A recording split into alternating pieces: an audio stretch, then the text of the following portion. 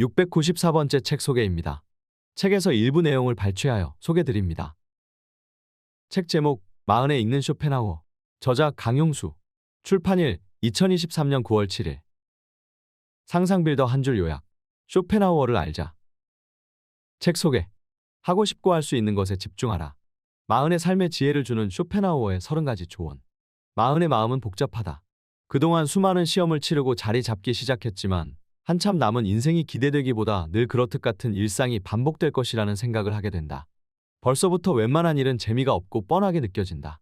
언제부터인가 산다는 것은 괴로운 것이다. 그 말에 고개를 끄덕이게 됐다. 행복, 고통, 인생에 대해 고민하기 시작한 당신에게 쇼펜하우어의 조언이 필요할 때다. 즐겁고 행복하게 사는 기술이 삶의 지혜다. 행복과 고통에 대해 알기 시작할 때, 삶을 현실적으로 보고 싶을 때, 인생의 무게 중심을 옮겨야 할 때, 마음의 위기를 겪을 때 쇼펜하우어를 빼놓고 인생을 논하지 마라. 쇼펜하우어는 인생의 고난과 고통이 어느 정도 필요하다며 인생이 고통이라면 진짜 행복을 위한 고통을 겪으라고 말했다. 삶의 기준을 타인에게서 자신으로 옮기며 스스로 무너지고 깨지고 부서져 보면 새로운 것을 발견할 수 있다. 바로 자기 자신을 긍정하는 마음, 타인에게 비굴하지 않는 당당함, 스스로의 힘으로 살 수 있는 품격이다. 쇼펜하우어는 마음을 다스릴 수 있는 지혜들을 책으로 남겼다. 쇼펜하우어 철학은 프리드리히 니체, 아인슈타인, 카를 융 바그너, 헤르만 헤세, 프란츠 카프카, 톨스토이 등 각계 명사들에게 영향과 영감을 주었다. 그런 그도 40대까지는 학계를 떠나 은둔 생활을 했다. 하지만 쇼펜하우어는 언제든 자신이 인정받을 것이라는 자부심을 갖고 흔들리지 않았다. 쇼펜하우어는 40대 중반부터 서서히 실력이 알려지며 세계적인 명성을 떨쳤다. 그에게 40대는 위기를 넘은 때이자 인생이 바뀐 분기점이다. 마흔에 읽는 쇼펜하우어는 인생의 의미를 끊임없이 고민한 철학자 아르투어 쇼펜하우어가 남긴 철학적 사유 중에서 현 시대 40대가 회의감과 상실감 등 마음의 위기를 다스리는 데 도움이 되는 내용 30가지를 담았다.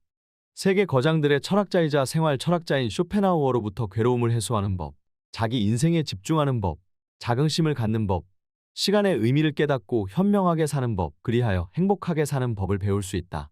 인생의 분기점에 서 있는 마흔에게 삶의 지혜를 줄 것이다. 가장 열정적으로 살아가는 인생의 황금기이자 인생은 고통이라는 인식에 다다르는 마흔 또는 마흔을 앞두었거나 되돌아보는 나이라면 삶의 한계를 인정하면서도 주도적으로 살았던 쇼펜하우어를 만나보라. 애써 위로하지 않아서 더 위로가 되는 쇼펜하우어의 냉철한 조언을 통해 인생의 고민들을 떨치고 마음을 다스리는 통찰력과 행복의 열쇠를 손에 쥘 수 있을 것이다.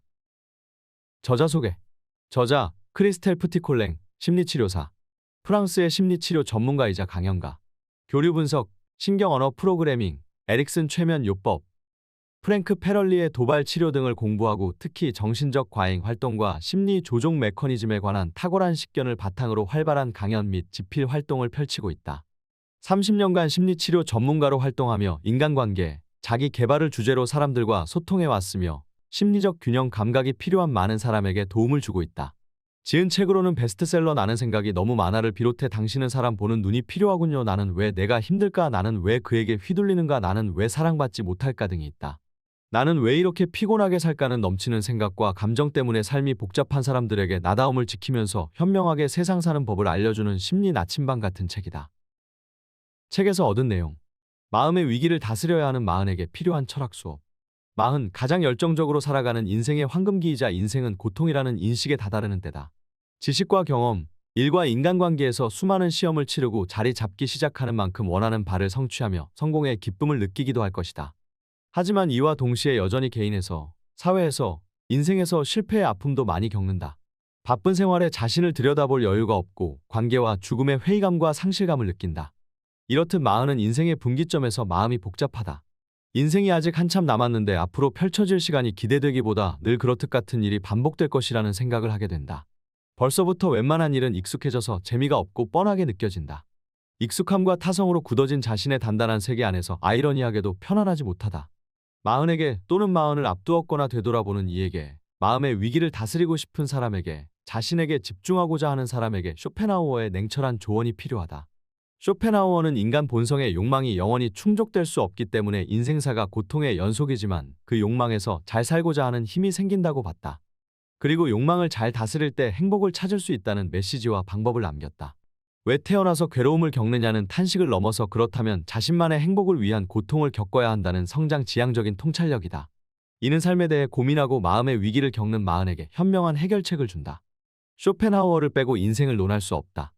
쇼펜하우어는 철학자, 과학자, 심리학자, 문학가, 법조인, 음악가, 정치인 등 각 분야의 이론적 토대와 영향을 준 세계 거장들의 철학자다. 프리드리히 니체, 쇠렌 키르케고르, 찰스 다윈, 아인슈타인, 카를 융 바그너, 헤르만 헤세, 톨스토이, 프란츠 카프카, 도스토옙스키, 에밀 졸라 등 수많은 사람이 그에게 영감을 받았다. 특히 니체는 쇼펜하우어의 책 한 권으로 철학자의 길을 걸었으며 바그너는 쇼펜하우어를 평생 찬미했다. 이런 쇼펜하우어도 처음부터 인정받은 것은 아니다. 그는 30대에 베를린 대학교에서 강의할 기회를 얻었는데 일부러 당대 최고의 철학자 헤겔과 같은 시간에 강의를 개설했다가 수강생을 한 명도 받지 못했다. 또한 논문에서 헤겔, 피이테 등을 비난해 수상하지 못하고 이를 계기로 철학계에서 은둔 생활을 했다. 그럼에도 쇼펜하우어는 자신의 천재성이 후대에는 인정받을 것이라는 자부심으로 견뎌냈다. 쇼펜하우어는 40대 중반부터 명성이 높아져 세계적으로 유명해졌다. 그 또한 40대가 위기를 넘은 때이자 인생이 바뀌기 시작한 분기점이다. 니체처럼 쇼펜하우어의 책을 계기로 철학의 길을 걸어온 저자 강영수는 현재 고려대학교 철학연구소 연구원으로 동대학에서 강의를 하고 있다. 허무주의를 넘어 자기 긍정과 행복을 위한 방법을 전하는 그는 마흔에 읽는 쇼펜하우어에서 쇼펜하우어 철학과 쇼펜하우어가 남긴 기록들에서 마음의 위기를 다스리는 데 도움이 될 30가지 내용을 담았다. 쇼펜하우어의 40대 이야기와 쇼펜하우어가 깨닫고 실천한 바를 남긴 주옥 같은 말들을 만날 수 있다. 쇼펜하우어의 말들은 오해 없이 전하기 위해 독일어 원서에서 옮기며 다듬었다. 산다는 것은 괴로운 것이다. 인간은 무수한 욕망의 덩어리다. 삶은 진자처럼 고통과 무료함 사이를 왔다 갔다 하는데 사실 이 두 가지가 삶의 궁극적인 요소다. 인간이 모든 고뇌와 고통을 지옥으로 보내버린 천국에는 무료함밖에 남아있지 않다. 정신이 풍요로워질수록 내면의 공허가 들어갈 공간이 줄어든다.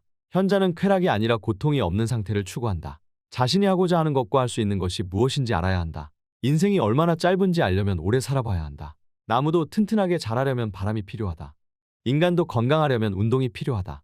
사람들은 대체로 책을 구입하는 것과 그 책의 내용을 자기 것으로 만드는 것을 혼동한다. 천국과 지옥의 경험을 동시에 할 수 있는 것이 바로 사랑이다.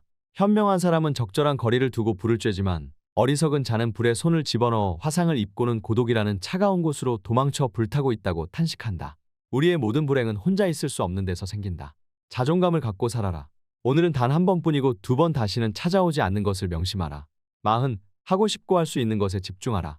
중년에야 인정받은 쇼펜하우어는 자신의 심정을 이렇게 말했다. 내가 했던 일을 기쁘게 돌아볼 수 있는 것은 누가 뭐라 하든 흔들리지 않았기 때문이리라. 쇼펜하우어는 인생의 의미를 끊임없이 고민했다. 그 결과 모든 인생은 고통이다 라고 했지만 그는 인생사를 고통으로만 결론 짓지 않았다. 고통에는 두 가지 종류가 있다. 하나는 인생의 무게 중심이 자기 바깥에 있는 가짜 행복을 좇는 고통이다. 다른 하나는 인생의 무게 중심을 자기 밖에서 자기 안으로 옮기는 진짜 행복을 위한 고통이다. 쇼펜하우어는 인생의 고난과 괴로움은 어느 정도 필요하며 진짜 행복을 좇는 고통을 겪어야 한다고 했다. 거기에서 누가 빼앗을 수도 없고 사라지지도 않는 자기 긍정, 자부심, 자립심, 당당함, 품격을 얻을 수 있다. 이 진짜 행복을 얻기 위한 방법의 핵심은 자신이 하고자 하는 것과 할 수 있는 것에 집중하는 것이다. 그럼 흔들리지도 무너지지도 않고 단단하게 중심을 잡고 살 수 있다. 마흔은 지금까지 가짜 행복을 좇는 고통을 겪었는지도 모른다. 그렇다면 이제부터는 진짜 행복을 좇는 고통을 기꺼이 겪어야 한다. 세대를 거듭해 수많은 사람이 쇼펜하우어를 찾는 이유는 그의 한마디 한마디가 현실적이고 바로 이해할 수 있기 때문이다. 흔히 쇼펜하우어를 자살을 찬미한 염세주의자로 알지만 그는 낙천적이고 웃음이 많았다. 그의 글에는 유머가 묻어난다. 세상살이와 돈에 눈이 밝으면서도 교양을 중시해 독서와 예술을 즐겼다. 또한 반려견 아트만과 산책하며 건강을 관리했다. 쇼펜하우어는 인생을 즐기며 균형적으로 사는 법을 알았다. 행복과 고통을 알기 시작한 마흔에게, 삶을 현실적으로 보고 싶은 마흔에게, 인생의 무게 중심을 자기 안으로 옮기고자 하는 마흔에게 생활 철학자 쇼펜하우어는 마음의 위기를 다스리고 인생을 지혜롭게 즐기며 살아가는 방법을 안내한다. 상대적인 삶이 아니라 절대적인 삶을 위하여. 인생을 사계절로 나눈다면 40대는 늦여름이 끝나고 초가을쯤 열매를 맺어야 할 때라고 본다. 지식과 경험을 쌓은 20대, 일과 인간관계에 집중해 치열하게 산 30대를 거쳐 40대는 인생의 수많은 시험을 치르고 자리 잡기 시작하는 시기다. 원하는 바를 성취하고 뿌듯함을 느끼기도 할 것이다. 하지만 40대는 성공의 기쁨만큼 개인에서, 사회에서, 인생에서 실패의 아픔도 많이 겪는 시기다. 여전히 직장 일과 집안일, 자녀의 육아와 교육 등 바쁜 생활에 치이느라 자신을 들여다볼 여유가 없으며 인간관계에 회의감을 느끼고 죽음에 따른 상실감에 대해 진지하게 생각해 보게 된다. 마흔의 마음은 복잡하다. 인생이 아직 한참 남았는데 앞으로 펼쳐질 시간이 기대되기보다 늘 그렇듯 같은 일이 반복될 것이라는 생각을 하게 된다. 벌써부터 웬만한 일은 익숙해져서 재미가 없고 시시하다. 가수 김광석의 30 즈음에를 들으며 청춘을 아쉬워하기도 전에 이제는 양희은의 내 나이 40살에는 애 가사처럼 30대에 그 빛나는 젊음은 다시 올 수가 없다. 는 후회에 공감하게 되는가? 그렇다면 40년간 익숙함과 타성으로 굳어진 자신의 단단한 세계를 무너뜨릴 때가 됐다. 쇼펜하우어는 누구인가? 아르투어 쇼펜하우어는 1810년 괴팅겐 대학교에서 한 학기 동안 의학을 공부하다가 방향을 바꿔 칸트와 플라톤 철학을 공부했다. 쇼펜하우어 철학은 칸트, 플라톤, 아리스토텔레스 등 서양 철학뿐만 아니라 동양 철학의 영향을 받아 형성됐다. 10년 후 1822년 쇼펜하우어는 30대 독일 베를린 대학교에서 강의를 할 기회를 얻는다. 강사 임용을 받은 그는 일부러 당당하게 당대의 최고 철학자인 헤겔의 강의 시간과 같은 시간에 강의를 개설했다. 하지만 그는 빈 강의실에서 강의해야만 하는 참담한 현실을 받아들여야 했다. 1839년 그는 현상 논문 인간 의지의 자유에 관하여 로 노르웨이 왕립 학술원으로부터 수상했다. 1840년 현상 논문 도덕의 기초에 관하여 로 덴마크 왕립 학술원에 지원했지만 그 당시에 철학자인 헤겔, 피테 등을 비난했다는 이유로 수상하는 데 실패한다. 이 일을 계기로 쇼펜하우어는 학계를 떠나 철학적으로 은둔의 삶을 선택했다. 의지와 표상으로서의 세계도 크게 주목받지 못했다. 쇼펜하우어는 비록 학문과 저술이 크게 인정받지 못했지만 불행해하지 않았다. 타고나기를 자존감이 높았던 그는 자신이 타고난 천재적인 재능과 능력에 자부심이 있었다. 그는 자신의 천재성이 후대에 평가받을 것이라고 위안했다. 쇼펜하우어의 실력이 서서히 알려지고 인정받기 시작한 것은 40대 중반부터다.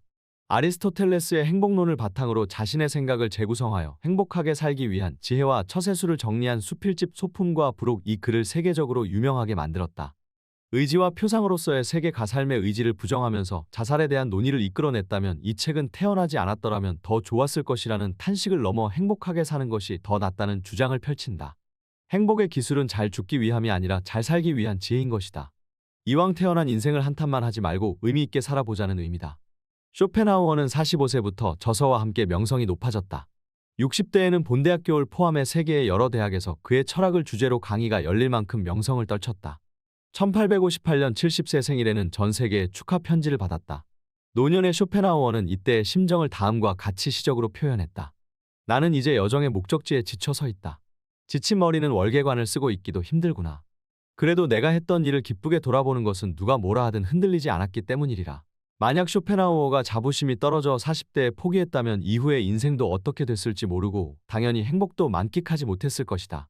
그에게 40대는 위기를 넘은 때이자 인생의 중요한 분기점이었다. 세계 명사들이 사랑한 철학자.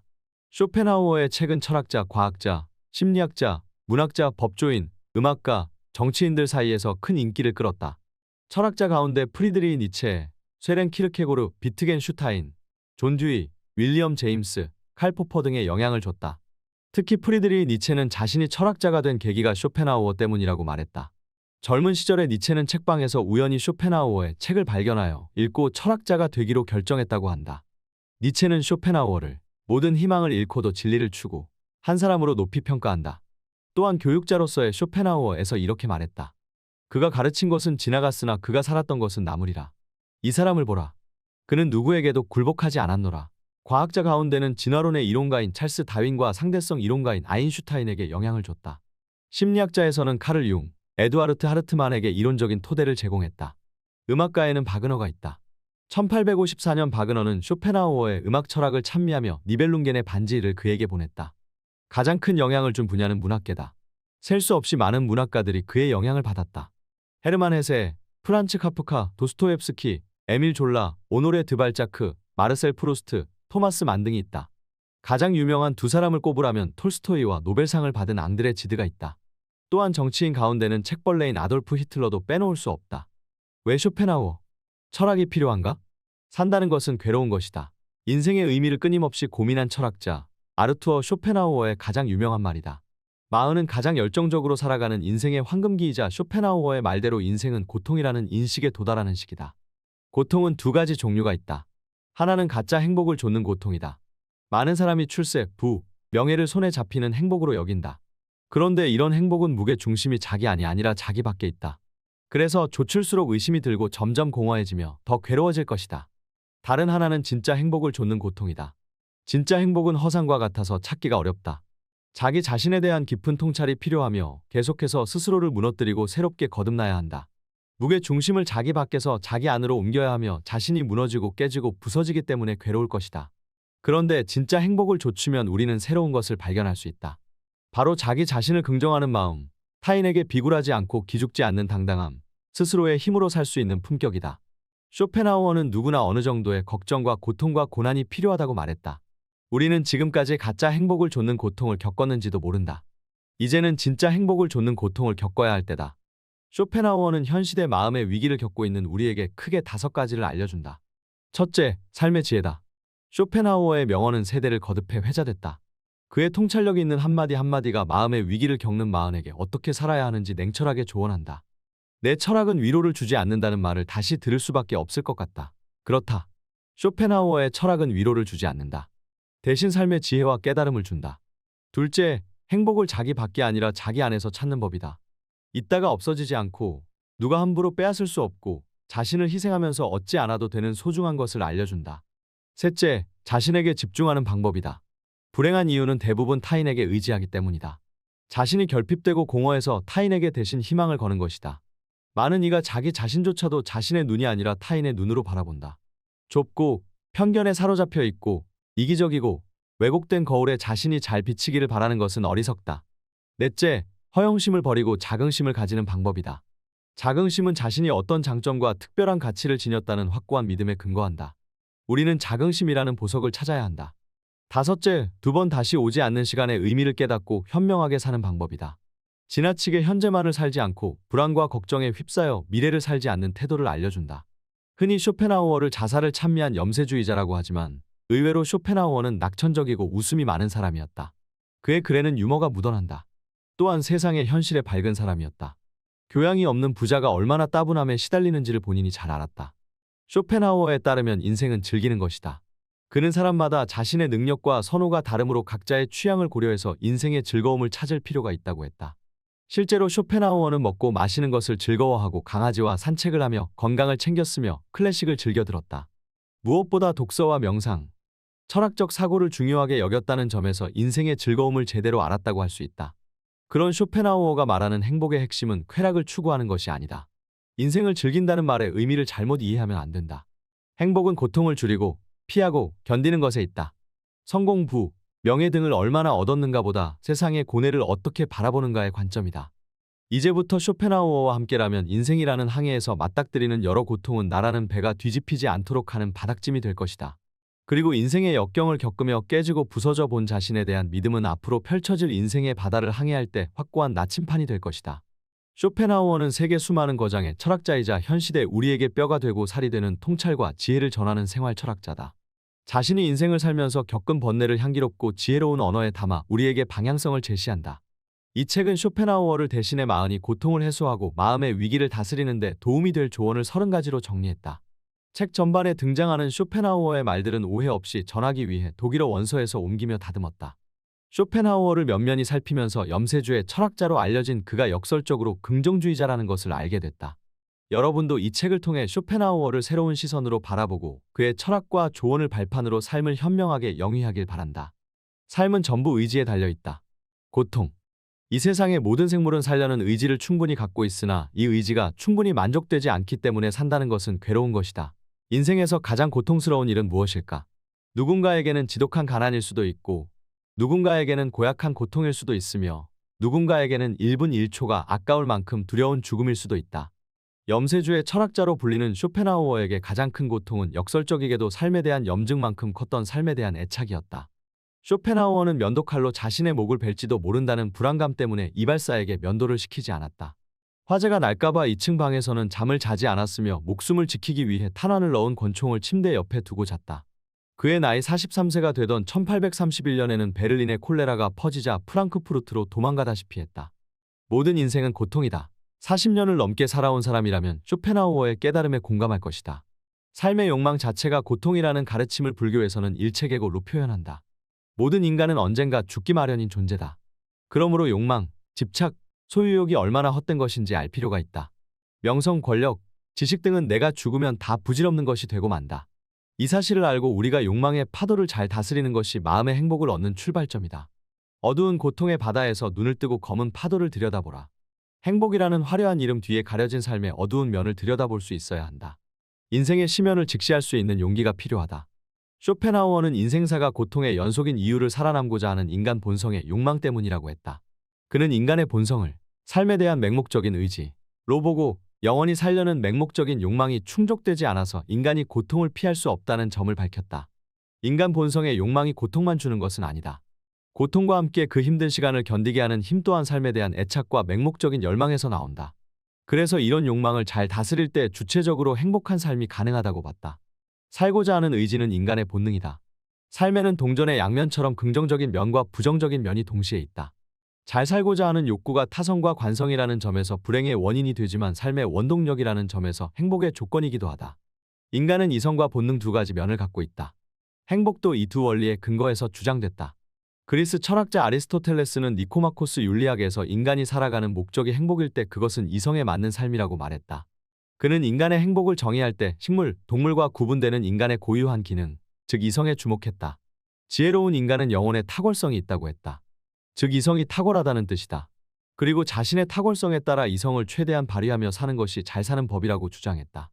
반면 행복에 대해 쇼펜하우어는 본능의 관점에서 환상이자 이룰 수 없는 망상이라고 봤다. 우리가 살아가는 모습은 마치 인생이라는 기차가 기관사 이성 없이 삶에 대한 욕망 동력에 이끌려 달려가고 있는 것과 같기 때문이다. 우리의 삶은 정신이 이끄는 것이 아니라 충동에 떠밀려 간다. 개똥밭에 굴러도 이승이 낫다.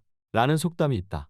천하고 고생스럽게 살더라도 죽는 것보다 사는 것이 낫다는 삶에 대한 맹목적인 집착과 악착 같은 욕망을 나타낸 말이다.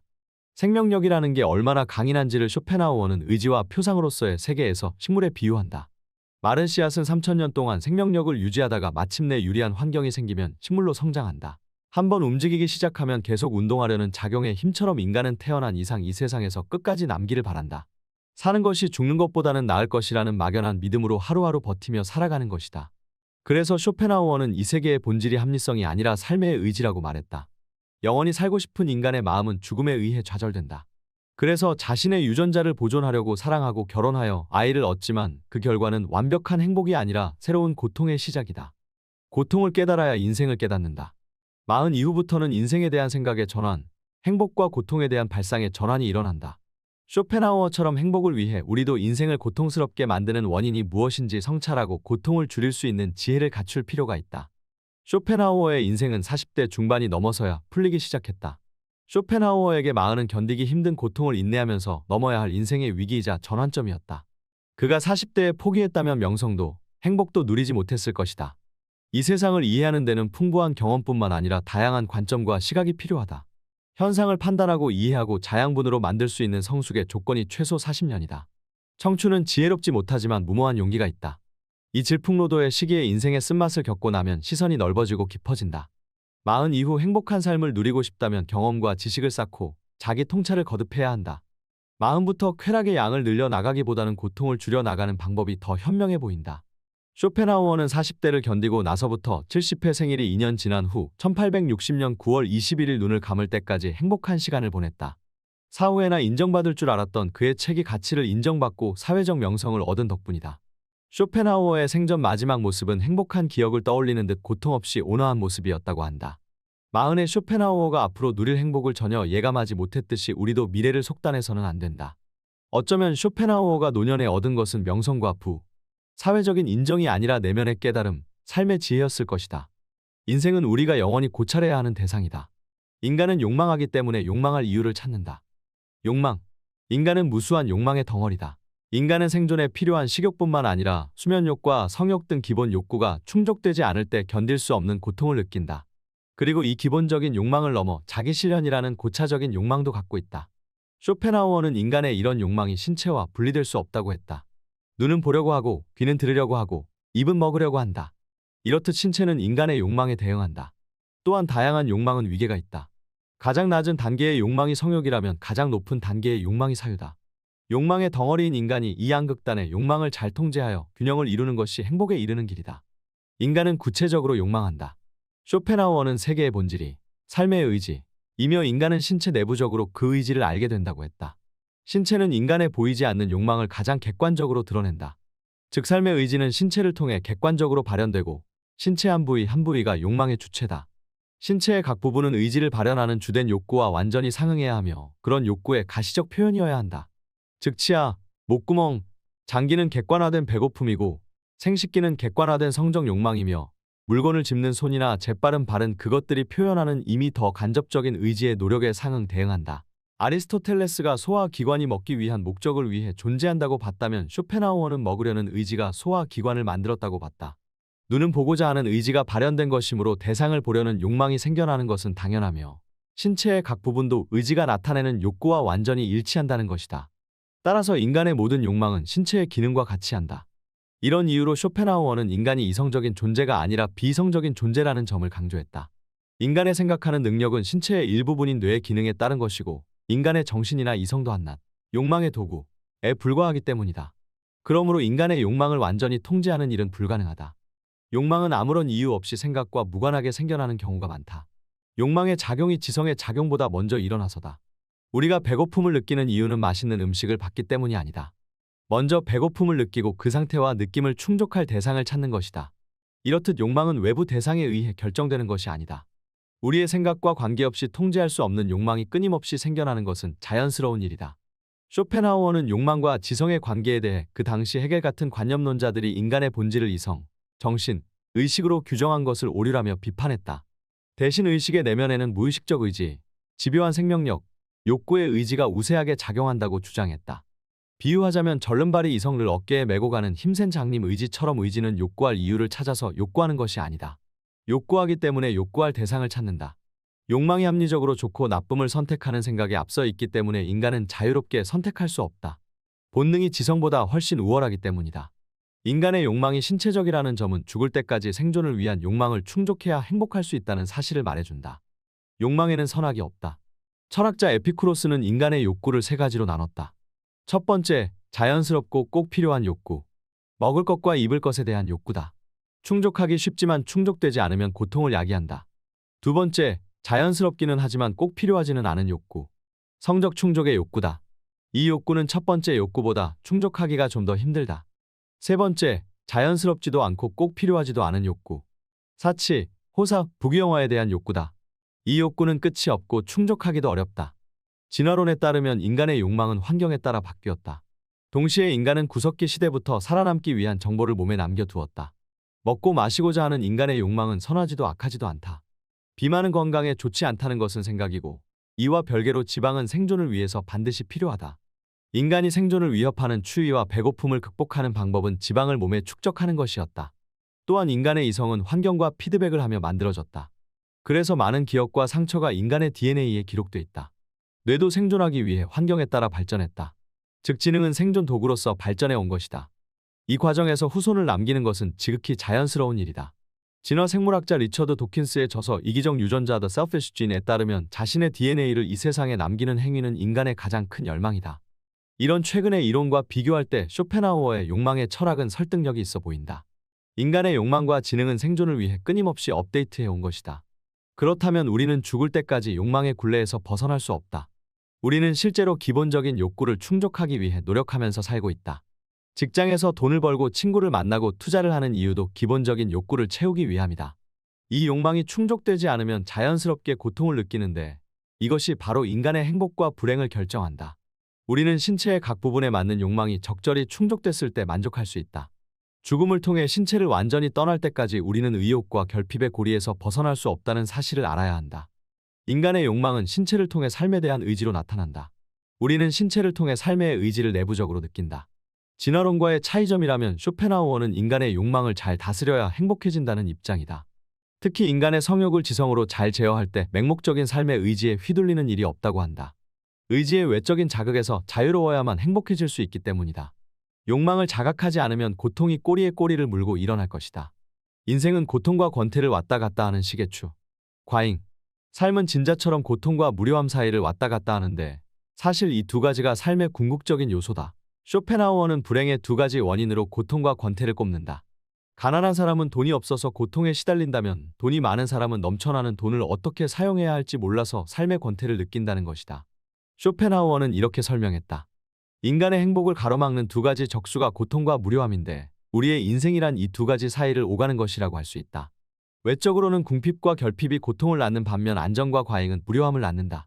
따라서 하층 계급 사람들은 궁핍의 고통과 끊임없이 싸우는 반면 부유하고 고상한 세계의 사람들은 무료함을 상대로 싸움을 벌인다. 행복과 불행은 객관적인 대상이 아니라 인간의 변덕스러운 감정에 달려있다. 없으면 없다고 불평불만하고 많으면 많다고 지겨워하는 것이 인간의 시입니다. 결핍은 고통이고 과잉은 무료함이다. 인간에게는 배고픔도 고통이지만 포만감 또한 불쾌다.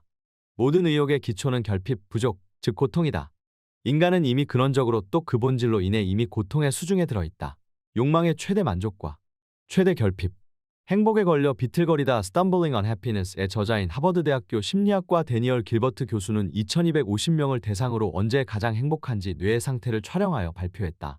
그 결과 뇌가 집중할 때 행복하다고 느끼는 반면 휴식할 때 불행하게 느낀다고 발표했다. 길버트 팀의 연구 결과 열심히 일에 집중할 때, 운동할 때, 마음이 맞는 사람과 이야기를 나눌 때 높은 수치의 행복 호르몬이 나왔다. 반면 휴식을 취하거나 부정적인 생각, 미래에 대한 걱정, 불쾌한 경험을 기억할 때 스트레스 지수가 높아졌다. 이 연구 결과는 이 세계의 본질이 끊임없이 살려고 노력하는 의지이며 의욕과 노력은 동물과 인간 전체의 본질이기 때문에 권태가 불행의 원인이라는 쇼펜하우어의 주장을 뒷받침한다. 욕망이 충족되지 않은 상태에 인간이 불행한 것은 당연하다. 그러나 의욕이 너무 쉽게 충족되어 욕망의 대상이 제거되면 인간은 무서우리만큼 공허와 무료감에 빠진다. 따분함은 감당하기 힘든 짐이 된다. 고통과 권태라는 양자택일 앞에 놓여있는 인간은 불행할 수밖에 없다. 욕망의 최대 만족은 권태이고 욕망의 최대 결핍은 고통이다. 그런데 인간의 감정은 왕복 운동을 하는 시계추처럼 지속적이지 않고 유동적이다. 따라서 영원한 충족과 행복감은 없다. 우리가 뷔페에 가면 처음에는 그 식당의 모든 음식을 먹을 수 있을 것 같은 자신감이 든다. 그러다 점점 허기를 채울수록 포만감이 생기고 결국 마지막에 배가 꽉 차면 이곳의 생선은 맛이 별로네, 고기에서 냄새가 난다는 말도 한다. 사람은 배가 고플 때와 배가 부를 때가 다르다. 인간관계도 마찬가지다. 외로운 모태솔로는 다른 사람과의 만남을 원하기도 한다. 그래서 처음 만나는 사람과 신선하고 설레는 마음으로 대화를 나누며 좋아한다. 반대로 이성에게 너무나 인기가 많은 사람, 예를 들어 카사노바 같은 사람도 나름의 고통이 있다. 사람을 만나면 만날수록 무료함과 따분함을 느끼기 때문이다. 모태솔로는 이성과 함께하길 원하지만 바람둥이는 어장 관리에 힘든 생활을 하고 있다. 지나침과 미치지 못함은 같다. 이렇듯 욕망이 완전히 채워져서 행복의 가장 이상적인 상황에 있다고 해도 이 세상에는 셀 수 없는 고통이 남아있고 모든 어려움이 없어져도 권태는 결핍의 고통만큼 견디기 어렵다. 쇼펜하우어는 말했다. 인간이 모든 고뇌와 고통을 지옥으로 보내버린 천국에는 무료함밖에 남아있지 않다. 사람은 꿈을 이루고 성공하고 싶어 한다. 그런데 역설적으로 꿈을 이루고 성공할수록 권태에 빠져드는 것을 피할 수 없다. 이를 증명하듯이 크게 성공한 부자들 가운데 인생의 따분함을 견디지 못해 스스로 세상을 떠나는 사람도 있다. 한계 효용 체감의 법칙이라는 경제학 용어가 있다. 이 법칙은 어떤 사람이 동일한 재화나 서비스를 소비함에 따라 느끼는 주관적인 만족도 혹은 필요도가 점차 감소한다는 의미다. 아무리 맛있는 음식도 계속 먹으면 질리는 것처럼 한계 효용은 반복할수록 점차 줄어든다. 따라서 돈이 행복의 조건이라고 해도 반드시 액수에 비례하여 행복감이 증가하지 않는다. 일반 시민에게는 1000만 원이나 1억 원이나 모두 큰 돈이다. 하지만 돈을 써도 잔고의 앞자리가 바뀌지 않는 큰 부자들에게는 비슷한 느낌의 액수다. 진짜 부자는 자신이 돈을 얼마나 갖고 있는지 모르는 사람이다. 그만큼 돈의 행복에 가치를 두지 않는다는 것은 돈의 가치가 사실상 큰 역할을 하지 않는다는 뜻이다. 특히 큰 노력 없이 경제적인 부를 가졌다면 풍요 속의 공허함은 견딜 수 없다. 내면의 공허감이 클수록 기분 전환을 위해 바깥의 일에 모든 것을 집중하여 외적인 자극을 갈망한다. 경제적인 자립을 이루고 나면 찾아오는 권태감, 지루함의 원인은 내면에 있다. 양극단의 불행감을 무한히 왔다 갔다 반복하는 인생에서 부자든 빈자든 불행을 피할 수 없다. 쇼펜하우어는 부자와 빈자를 두고 이렇게 표현했다. 공공이 민중의 계속적인 재앙이듯이 무료함은 상류사회의 재앙이다. 고통과 무료함은 한쪽이 멀어질수록 다른 쪽이 다가온다. 라는 쇼펜하우어의 말처럼 이런 길에 빠지지 않도록 지켜야 하는 것이 내면의 풍요와 정신의 풍요다. 풍부한 상상력, 두뇌 활동력이 뛰어난 사람은 전혀 무료함과 따분함을 느끼지 않는다. 그는 말한다. 정신이 풍요로워질수록 내면의 공허가 들어갈 공간이 줄어들기 때문이다. 우리는 욕구의 결핍과 욕구의 과잉을 피해야 한다. 양극단은 불행이다. 결핍과 과잉의 중간을 택해야 한다. 현명한 사람은 행복과 불행의 원인을 바깥에서만 찾지 않고 자신의 안에서 찾는다. 자신의 고뇌를 객관적인 조건 탓으로 돌리지 않고 고뇌를 바라보는 자신의 관점을 바꾸려고 노력하면서 해결 방법을 찾는다. 그리고 무료함의 근원인 내면의 공허를 극복하기 위해 외적인 자극 대신 내적인 풍부함을 추구한다. 요즘 누구나 경제적인 자립을 원하며 성공과 행복을 꿈꾼다. 그러나 쇼펜하우어의 지적처럼 과잉 충족은 불행의 시작이 되기도 한다. 너무 많은 것을 갖기 위해서 자신의 전부를 쏟아붓기 전에 욕망의 양극단에는 불행이 있다는 것을 생각할 필요가 있다. 그리고 끊임없는 공부와 사색, 통찰로 욕망을 잘 다스려야 한다.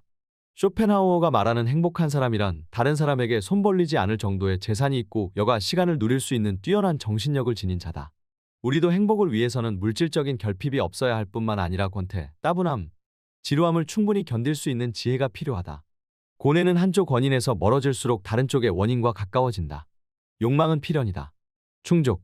의욕의 주체는 영원히 애타게 갈망하는 탄탈로스와 같다. 쇼펜하우어는 인간의 욕망이 채울 수 없는 갈증이라는 점에서 탄탈로스와 비슷하다고 본다.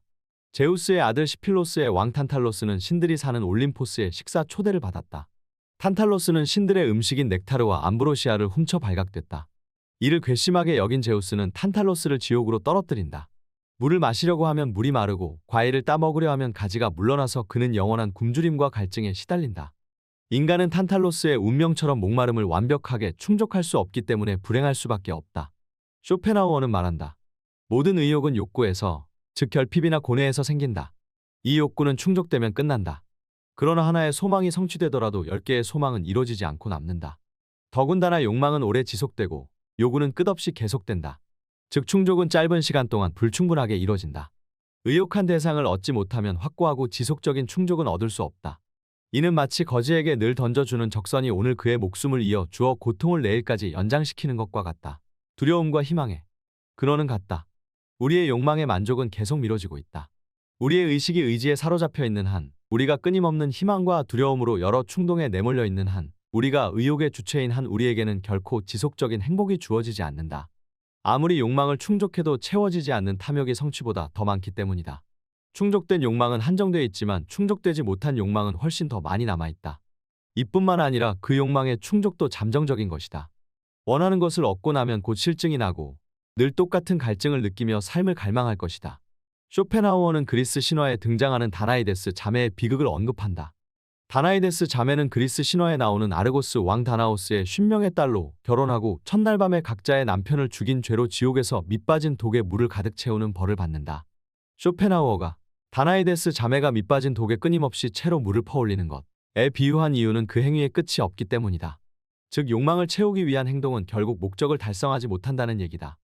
욕망이라는 갈증을 해소하는 방법. 밑빠진 독에 물을 붓는 것처럼 인간의 욕망이 끝이 없는 이유는 매슬로우 욕구 5단계설로 설명할 수 있다. 1단계 욕구는 살아가는데 가장 기본적으로 필요한 욕구로 의식주, 수면 욕구 등이다. 2단계 욕구는 안전에 대한 욕구로 위험에서 벗어나고 싶은 마음이다. 3단계는 소속감과 애정에 대한 욕구로 연애하고 사랑하고 싶은 마음이다. 4단계는 존경의 욕구로 명예, 권력, 성취에 대한 욕구다. 마지막 5단계는 자아실현의 욕구로 자신의 잠재력을 극대화하려는 욕구다. 쇼펜하우어도 욕망의 여러 단계에 대해 언급했다. 가장 중요한 것은 생존이 가능한 건강이다. 살아있어야 연애도 하고 결혼도 하면서 잠시 행복의 착각 속에 빠져든다. 명예와 권력의 욕구는 타인의 마음에 비쳐서 만들어지는 것으로 허영이라며 비판한다. 자기 실현의 욕망은 교육과 교양을 통해 반드시 실현해야 할 최고의 가치로 봤다. 프랑스의 정신분석가인 자크 라캉은 인간의 욕망이 잃어버린 실제계를 향해 있기 때문에 인간이 불행할 수밖에 없다고 했다. 그 이상적인 상황을 일컫는 주의상스는 갓 태어난 아기가 엄마의 품 안에서 수유를 받는 것에 비유되는데 성인이 되면 죽을 때까지 그런 행복감을 느끼지 못한다고 한다. 채워도 충족을 모르고 결핍을 느끼는 대상은 명예, 돈, 권력, 출세, 성공 등 셀 수 없이 많다. 마치 밑빠진 독에 물을 붓듯이 인간의 욕망은 끝이 없다. 최근 경제적인 자유를 얻기 위해 무리하게 빚을 내서 투자를 하는 사람이 많았다. 대박을 노리다가 쪽박을 차는 경우도 많았다. 주식과 비트코인의 상승과 하락을 보면 사람들이 이성보다 광기에 지배받는 것처럼 보였다. 주식 토론방에서 종목을 추천하는 사람이 사기를 쳐서 많은 사람이 손해를 보는 사례도 있었다. 모두 인간의 탐욕을 보여주는 예다. 한 방에 부자가 되고 싶은 인간의 절박한 심정을 보여준다. 권력에 탐닉한 정치인들은 자신의 현재 지위에 만족하지 않고 최고의 권력을 꿈꾼다. 낮은 단계의 욕망은 그나마 충족이 쉬워도 높은 욕망, 인정과 존경과 같은 높은 가치는 혼자서는 성취할 수 없다. 이렇듯 인간은 무한한 욕망의 늪에 빠져든다. 가지면 더 갖고 싶은 것이 인간의 마음이다. 하지만 죽을 때까지 다 쓰지 못하거나 죽을 때까지 다 갖지 못한다. 인간의 욕망이 끝없는 목마름과 같이 영원히 충족할 수 없다면 불행할 수밖에 없다. 그것을 충족시키기 어렵다면 욕망의 크기를 줄일 필요가 있다. 풍족하지 않으면 궁핍해서, 풍족하면 권태로워서 끝없는 욕망을 채우지 못해서 시달리는 것이 인간이다. 행복의 90%는 건강에 좌우된다. 건강. 건강한 거지가 병든 왕보다 더 행복하다. 요즘 많은 사람이 돈과 건강을 맞바꾼다. 쇼펜하우어는 행복의 첫 번째 조건으로 건강을 꼽는다. 건강을 희생하면서까지 다른 것을 추구하는 것은 어리석은 일이다. 인간의 행복은 대부분 건강에 의존한다. 건강하지 않는다면 당연히 다른 어떤 것도 즐거움이 될 수 없다. 몸이 일단 건강해야 기분도 좋고 웬만한 어려움을 잘 견딜 수 있다. 평생 몸 관리를 했지만 일찍 생을 마감한 사람이 있는가 하면 평생 라면만 먹고 술과 담배를 해도 90세를 넘기며 장수하는 사람도 있다. 두 가지 경우 어느 쪽을 선택하겠는가? 명이 짧아도 부자라면 부러워하는 사람도 있겠지만 오래 사는 일을 부러워하는 사람도 있을 것이다. 죽으면 억만금의 돈이라도 소용이 없다. 쇼펜하우어는 건강한 신체에 건강한 정신이 깃든다. 라는 고대 로마 시인 유베날리스가 쓴 시의 한 소절을 들어 옳다고 말한 만큼 건강하게 장수하는 사람이 더 행복하다고 생각할 것이다. 쇼펜하우어는 말했다. 인생이 얼마나 짧은지 알려면 오래 살아봐야 한다. 건강한 정신력을 위해 그에 맞는 노력을 하라. 쇼펜하우어는 어느 고서를 뒤적이다가 많이 웃는 자는 행복하고 많이 우는 자는 불행하다. 라는 글을 읽었다. 건강한 사람 가운데는 낙천적인 성격이 많다. 그만큼 살면서 스트레스를 덜 받는다는 것인데 기질상 타고났을 가능성도 있고 후천적으로 성격이 바뀌었을 수 있다. 웃을 수 있는 것도 능력이다. 잘 웃는 것도 타고나는 기질에 속하기 때문에 웃음이 없는 사람이 노력한다고 반드시 잘 웃게 되는 것은 아니다. 성격이 좀처럼 바뀌지 않기 때문이다. 건강은 인간의 주관적인 자산인 고상한 성격, 뛰어난 두뇌, 낙천적인 기질과 명랑한 마음에 함께 속한다. 이 가운데 우리를 가장 행복하게 하는 요인은 명랑한 마음이다. 그 명랑한 마음은 외적인 돈이나 명예가 아니라 건강이다. 따라서 바깥에서 좋은 것을 찾지 말고 자신의 건강을 지키고 유지하는 데부터 힘을 써야 된다. 그것은 운동으로 만들어진다. 아리스토텔레스는 생명의 본질은 운동에 있다고 강조하면서 유기체의 전체는 끊임없이 운동을 해야 한다고 말한다. 심장은 확장과 수축을 통해 끊임없이 혈액순환 운동을 한다. 운동을 하지 않고 하루 종일 앉아있는 경우 건강의 균형이 깨져 내적 안정감을 해칠 수 있다. 우리의 행복은 명랑한 기분에 좌우되는데 그 기분은 건강 상태에 따라 달라진다.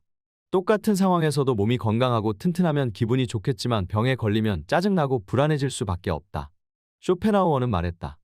나무도 튼튼하게 자라려면 바람이 필요하다. 인간도 건강하려면 운동이 필요하다. 행복에 가장 직접적인 영향을 주는 것은 명랑한 마음이다. 명랑해야 잘 살 수 있다. 행복은 젊음, 외모, 부, 명예 등으로 평가하지 말고 얼마나 명랑한지를 확인해 봐야 한다. 마음이 즐거운 사람은 나름의 이유가 있다. 명랑한 기분과 긍정적인 생각에 돈이 분명 도움을 주겠지만 돈이 많다고 해서 삶에 만족하는 것도 아니고 돈이 없다고 해서 불행하기만 한 것도 아니다. 하지만 건강은 필수다. 첫인상이 행복한 정도를 보여주는 척도다. 명랑함을 유지하기 위해서는 늘 건강을 유지해야 한다. 온몸이 최상의 컨디션을 유지하면 좋다. 스트레스를 피하고 하루에 2시간씩 야외에서 운동을 하며 냉수욕과 식이요법에 신경을 써야 한다. 우리를 행복하게 하거나 불행하게 하는 것은 사물의 객관적인 모습이 아니라 사물에 대해 우리가 느끼는 결과다. 같은 상황에 대해서도 건강한 사람과 아픈 사람의 생각은 다르다. 우리의 행복이 90% 건강에 의해 좌우 된다면 모든 즐거움의 원천인 건강을 관리하는 데 온 힘을 쏟아야 된다. 건강하지 못하면 위축되고 기가 꺾여서 부와 명예를 갖고 있어도 즐기지 못하기 때문이다.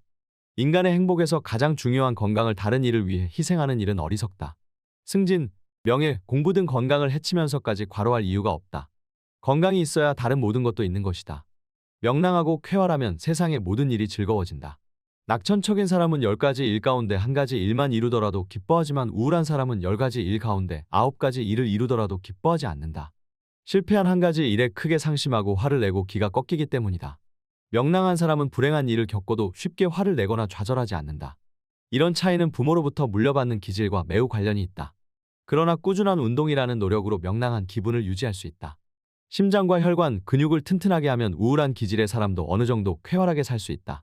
40대부터는 자신의 얼굴에 책임을 져야 한다는 말이 있다. 웃음을 잃지 않도록 노력하면서 무엇보다 운동을 통해 건강을 챙겨야 된다. 그 사람이 얼마나 행복한지는 왕이 아니라 거지라도 웃을 수 있는 명랑함에서 단번에 볼 수 있다. 항상 긍정적인 기분으로 살면서 늘 웃는 얼굴을 가져야 할 것이다. 행복해서 웃는 것이 아니라 웃어서 행복한 것이다. 문체는 정신의 관상이다. 글쓰기. 인간의 생각은 많은 경우 깊이가 없고 단순하며 긴 시를 자아내지 못한다. 사색은 좋은 문장을 만들어내는 원동력이다. 사색으로 얻은 지식이 진정한 지식이다. 스스로 깊이 생각할 수 있어야 된다. 글쓰기에서 중요한 것은 그런 독자적인 사유를 언어로 표현하기 위한 문체다. 쇼펜하우어는 글의 단순함, 소박함, 명료함을 중요하게 여겼다. 글쓰기는 자신의 사유를 언어로 표현하는 것이다. 가장 좋은 글은 누구나 쉽게 이해하는 글로서 내용뿐만 아니라 문체도 간결함과 명료함을 갖춰야 된다. 글쓰기를 할 때 가장 경계해야 할 것은 남의 생각을 자신의 생각인 것처럼 쓰는 것이다. 마치 가발처럼 남의 생각을 잔뜩 집어넣고 자신의 생각인 것처럼 박식함을 과시하는 태도다. 또한 쇼펜하우어는 애매하고 어렵고 추상적인 글쓰기를 경계하면서 누구나 이해할 수 있는 글쓰기를 제안한다. 이것은 오늘날에도 글쓰기의 중요한 덕목이다. 글에 필요한 두 가지. 단호함과 확고함. 좋은 글쓰기의 원칙은 누구나 이해할 수 있도록 쉽게 쓰는 것이다. 독자적인 사고를 하는 사람은 너무 허세를 부리는 문체를 쓰지 않는다. 문체에 고유한 독자성이 있고 자연스러우며 소박함을 갖고 있다. 쇼펜하우어는 말했다. 아무도 이해하지 못하게 글을 쓰는 것처럼 쉬운 것은 없다. 반대로 중요한 사상을 누구나 이해할 수 있게 표현한 것만큼 어려운 것도 없다. 자신의 사상을 순수하고 분명히, 확실하고도 간결하게 표현해야 된다. 단순함이 진리의 특징이자 천재의 특징이다. 반면에 사이비 철학자는 불확실하고, 애매하며 다의적이고, 장황하고, 둔중하며 딱딱한 문체로 쓸데없는 말을 늘어놓는다. 멋부린 표현, 난해한 용어, 애매한 암시는 지양하고 단순하고 명료하고 소박하게 말해야 된다. 또한 지나친 장식, 불필요한 수사, 쓸데없는 부연, 과잉 표현을 조심해야 된다. 너무 많은 독서와 배움이 오히려 사고를 중단시키듯이 너무 많은 글쓰기와 가르침도 지식과 이해의 명확성과 철저함의 습관을 망친다. 훌륭한 저술가는 무미건조한 주제마저도 재미있게 흥미롭게 만들 수 있는 능력이 있다.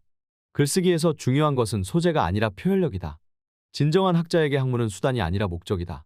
탁월한 작품을 얻기 위해 타인의 인식에 신경 쓰지 않고 연구의 직접 목적에 대한 자신의 인식을 얻는 자만이 새롭고 위대한 통찰을 할 수 있을 것이다. 그럴듯하게 보여주지 말고 자기 자신을 위해 써라. 최근 글쓰기를 통해 수익을 내는 방법이 많다. 네이버나 티스토리 등에서 글을 쓰는 사람도 많을 것이다. SNS, 블로그 등에 글을 올려 광고 수익이나 판매 수익을 기대할 수 있기 때문이다. 그런데 쇼펜하우어는 이런 글쓰기를 경계한다. 우리가 글을 쓸 때 피해야 할 저술가는 순전히 수익 때문에 글을 쓰는 사람이다. 그들은 자신의 모습을 불명확한 글로 보여준다. 문체의 단호함과 명확함이 결여돼 있다. 반면 가치 있는 생각을 자신의 경험을 바탕으로 전달하려고 글을 쓰는 사람이 있다. 쇼펜하우어는 이를 사물 그 자체 때문에 쓰는 사람이라고 한다. 오직 사물 자체 때문에 글을 쓰는 사람만이 쓸 가치가 있는 글을 쓰는 것이다. 이런 점에서 위대한 사상가가 쓴 고전의 가치가 다시 강조된다. 천재는 돈을 위해 글을 쓰지 않고 사물의 전체와 위대함, 본질적인 것과 일반적인 것을 자기 업적의 주제로 사는 자다. 쇼펜하우어의 이런 입장은 전자 미디어를 활용하는 시대에 고리타분하게 보일 수 있다. 그럼에도 의미가 있는 이유는 진정성 때문이다. 유튜브의 경우 수익을 노리는 영상은 제목이 실제 내용과 다른 경우가 많다. 구독자의 호기심을 자극하고 과장하기 위해 제목부터 내용까지 가짜로 채웠기 때문이다. 또한 남의 글을 가져다 짜깁기 하거나 요약한 가짜 지식을 만들어낸 글도 있다. 내용이 부족함으로 자극적이고 과장된 허위 정보를 만들어내는 것이다. 수익 창출만을 위한 글이 아니라 사실에 대한 자신의 생각을 담은 글을 진솔하게 써야 한다. 글쓰기는 일상을 기록할 수 있는 좋은 경험이자 수익 창출의 방법이 되기도 하면서 많은 관심을 받고 있다. 글의 내용이나 소재보다 더 중요한 것은 표현의 형식, 즉 문체다. 글을 남이 쉽게 읽을 수 있어야 하기 때문에 간단명료하게 구체적으로 써야 한다는 점이 강조된다. 반대로 어렵고 모호하며 추상적인 글쓰기가 철저히 배제되는 이유는 독자의 이해력을 고려해야 하기 때문이다. 오늘날 쇼펜하우어와 같은 글쓰기를 고집하는 사람은 드물지만 좋은 글의 조건과 방향성에 대해 공감할 부분이 많다. 좋은 글을 쓰기 위해서는 이윤보다는 사물 자체에 대한 철학적인 성찰이 꼭 필요하다. 글이 명료해야 쉽게 읽고 진솔해야 공감된다. 당신의 거리를 유지하라. 관계. 서로 견딜 수 있는 적당한 간격을 발견했다. 그것은 바로 정중함과 예의다. 쇼펜하우어는 단 한 명의 친구도 없이 혼자 지냈다. 가족도 없었고 조국도 없었다. 오직 애완견 아트만이 곁에 있었다. 쇼펜하우어는 아트만과 산책하는 일이 일상이었다. 이런 쇼펜하우어에 대해 니체는 저서 교육자로서의 쇼펜하우어에서 이렇게 썼다. 한 명의 친구가 있느냐 또는 한 명의 친구도 없느냐 하는 차이는 무한한 것. 인간은 혼자 있기를 좋아하면서도 타인과 어울리는 것도 즐긴다. 고독과 사교성은 동전의 양면이다. 쇼펜하우어는 스스로 홀로 설 수 있는 힘을 강조했다. 자족하는 삶을 살기 위해서는 타인으로부터 독립할 줄 알아야 된다는 것이다. 하지만 인간은 여러 가지 이유로 타인에 의존하며 인정받고 사랑받고 싶어하는 나약한 존재다. 그러면서도 인간은 고독의 끝에서 다른 사람과 함께하려는 욕망이 있다. 쇼펜하우어는 홀로서기와 함께하는 삶 사이의 갈등을 고슴도치의 우화를 통해 풀어낸다. 추운 날씨에 고슴도치들은 얼어 죽지 않으려고 달라붙어 하나가 되지만 그들의 가시가 서로를 찌르는 것을 느껴 떨어진다. 그러나 추위를 견디지 못해 한 덩어리가 됐다가 떨어지기를 반복하다 결국 상대방의 가시를 견딜 수 있는 적당한 거리를 찾는다. 서로를 따뜻하게 하고 싶어 하지만 서로의 바늘 때문에 접근할 수 없었고 서로 일정한 거리를 두고 체온을 나눴다는 지혜다. 많은 수의 모임과 헤어짐을 반복한 고슴도치들은 다른 고슴도치와 최소한의 간격을 두는 것이 최고의 수단이라는 것을 발견했다. 인간관계의 어려움은 세상을 살아가는데 꽤나 힘든 과제이기도 하다. 직장에서 상사와 동료, 가정에서 부모와 자녀, 학교에서 선생과 학생들이 잘 지내는 일은 어렵다. 고슴도치의 딜레마를 통해 타인에게 상처를 주지 않고 공존하는 지혜를 배워야 한다. 상처를 주지도 받지도 마라. 낳고 키운 아이들도 커가면서 점차 부모의 잔소리나 참견을 싫어한다. 사춘기를 지나는 청소년 때 부모와 정신적으로 분리하는 과정에서 이런 갈등이 생겨난다. 사회에서 사업으로 사람을 만나는 경우에도 의기투합을 하면 할수록 사소한 말다툼을 하기 쉽다. 서로 사랑하는 사이에서도 크고 작은 갈등은 자주 일어난다. 사람은 서로 가까울수록 마음에 상처를 주는 일이 많아진다. 그래서 우리 인생은 수많은 만남과 헤어짐으로 이어지는데 나도 다른 사람도 마음이 아프지 않도록 마음의 간격을 둘 필요가 있다. 쇼펜하우어의 비유처럼 사회를 이루는 인간은 어떤 이유에서든 다른 사람들을 만나게 되면서 가시를 세운다. 마음을 터놓는 사이가 되면 자신의 본성을 드러내기 마련이다. 즉 인간의 본성인 이기심, 시기심, 자존심 등 때문에 서로의 마음에 아픔을 주는 일이 많아진다. 가족, 연인 같은 사랑의 감정으로 맺어진 관계도 마찬가지다. 우리는 어떻게 타인에게 상처를 주는 것인가? 고슴도치의 비유처럼 인간은 가깝고 친할수록 상처를 줄 가능성이 높다. 다른 사람과 친밀한 관계를 맺는다는 것은 결국 타인을 자신의 욕망과 동일시한다는 것이다. 상대에게 자신이 바라는 모습을 강제하는 것도 폭력이 될 수 있다. 상대방을 자신의 소유물로 여기다 보면 아픔을 주는 막말을 하게 된다. 부모는 자식이 본인이 이루지 못한 꿈을 대신 성취하기를 바란다. 남편과 부인은 서로 결혼한 사이라고 해서 최소한의 예의를 갖추지 않는 경우도 있다. 사랑하는 사이도 말 한마디 실수로 만남이 깨지는 일이 생긴다. 이와 비슷하게 동양에 불가근불가원이라는 고사성어가 있다. 너무 가깝지도 않게, 너무 멀지도 않게 하라는 경고로 중용의 의미와도 비슷하다. 그러나 실제 의미의 맥락은 전혀 다르다. 논어양화편에 나오는 본래 공자의 말은 첩과 종은 부리기 어렵다. 잘 대해주면 기어오르고 쌀쌀하게 대하면 원망한다로 소인배 첩, 종을 대할 때 가까이 하면 다치기 쉽고 멀리하면 해코지하니 적당한 거리를 두어야 한다는 뜻이다. 쇼펜하우어의 상대를 공경하되 거리를 두라 라는 말은 공자가 말한 경이원지에 더 가깝다. 경이원지 또한 상대를 공경하면서 동시에 거리를 두라는 뜻이다. 그 당시 백성들이 귀신이나 미신을 믿는 경향이 많았는데 위대한 지혜로운 지도자라면 모든 생각에 무조건적인 동의를 하기보다는 불합리하거나 마땅하지 않는 것에 적당한 거리를 둘 줄 아는 것이 중요하다는 의미로 쓰였다. 상대방이 나와 다르거나 잘못된 생각을 갖더라도 그 인격을 존경해야 상처를 주는 가시 도친말을 피할 수 있다. 서로 세상에 대한 관점에 차이가 있다는 점을 인정하고 서로를 폭넓게 이해할 필요가 있다. 함께하기와 거리 두기, 균형을 잡아야 한다. 사회란 모두 필연적으로 서로의 수능과 타협을 요구한다. 강요는 모든 사회에서 뗄 수 없이 붙어 다닌다. 모든 사회는 희생을 요구하는데 자신의 생각이 다를수록 개성이 강할수록 희생이 커진다. 사람을 많이 만날수록, 친구가 많을수록, 좋아하는 사람이 많을수록 접촉 범위가 커지면서 불행을 자초할 수 있는 기회와 환경이 넓어지는 것이다. 인간은 내면이 공허하고 삶이 단조로울 때 다른 사람의 온기를 필요로 한다. 함께 이야기하면서 공감받고, 지지받고, 인정받고 싶은 것이다. 그러나 막상 타인과 생각의 차이를 느껴 실망하면 관계가 다시 멀어진다. 이런 상황을 설명하는 고사성어와 여기에서 유래한 우리 속담이 있다. 불견상견절치. 안 보면 보고 싶고 보면 이 갈린다. 상대편을 몹시 그리워하지만 보고 나면 정이 떨어진다는 뜻이다. 그래서 인간관계에 꼭 필요한 약간 냉랭한 거리 두기를 쇼펜하우어는 정중함과 예의라고 말한다. 거리를 둘 줄 아는 현명한 사람은 비록 따뜻함의 욕망은 충분히 충족되지는 않지만 가시에 찔리는 최악의 상황을 피할 수 있다. 쇼펜하우어는 인간 사회를 불에 비유했다. 현명한 사람은 적절한 거리를 두고 불을 쬐지만 어리석은 자는 불에 손을 집어넣고 화상을 입고는 고독이라는 차가운 곳으로 도망쳐 불이 타고 있다고 탄식한다. 마음이 춥다고 느껴 타인의 온기를 필요로 하는 사람은 내면의 공허, 의식의 빈약, 정신의 빈곤 때문에 자신과 같은 부류의 사람들과 어울리려고 한다.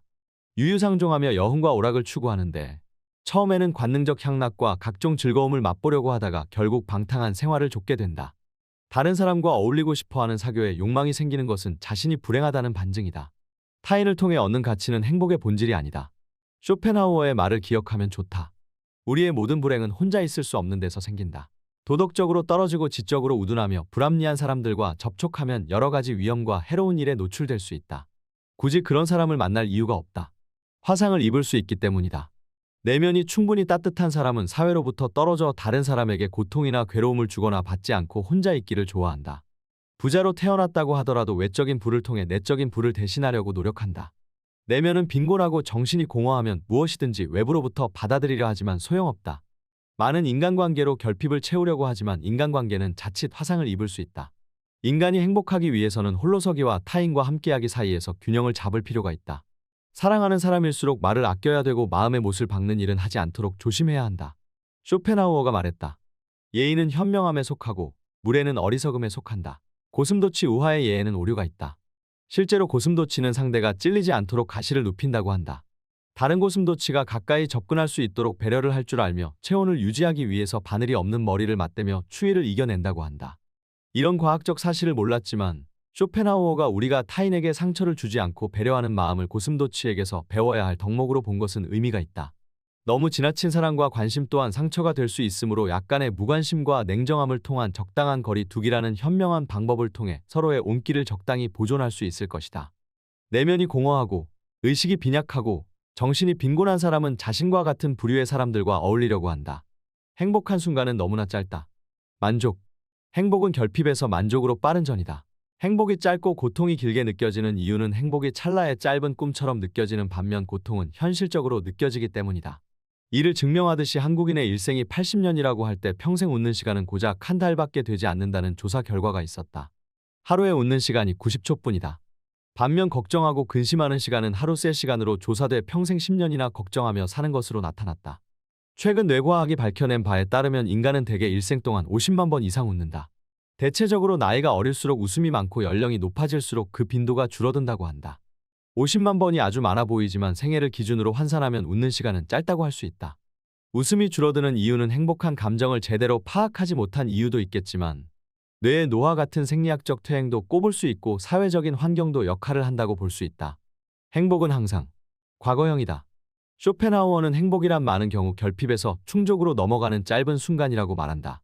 왜냐하면 늘 결핍은 인간에게 고통이지만 충족에서 과잉으로 넘어가면 권태, 지루함의 감정에 사로잡히기 때문이다. 행복은 그 사이의 짧은 만족의 순간이라고 할 수 있다. 우리가 행복을 즐기는 순간은 찰나와 같이 금방 지나간다.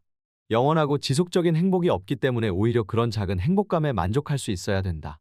행복은 멀고 크고 높은 곳에 있는 것이 아니라 일상 가까운 곳에 있다. 행복은 결핍이 채워질 때 느끼는 주관적인 만족감이다. 쇼펜하우어는 결핍에서 느끼는 불쾌에서 만족을 느끼는 쾌감으로 넘어가는 과정을 빠른 이행으로 봤다. 너무나 짧은 순간에 만족이 결정되기 때문에 행복과 불행의 차이는 기대보다 크지 않다. 인간이 불행한 이유는 여러 가지 결핍 때문인데 언젠가 그 결핍이 충족되면 행복감으로 넘어갈 수 있으나 그 지속도가 너무 짧다.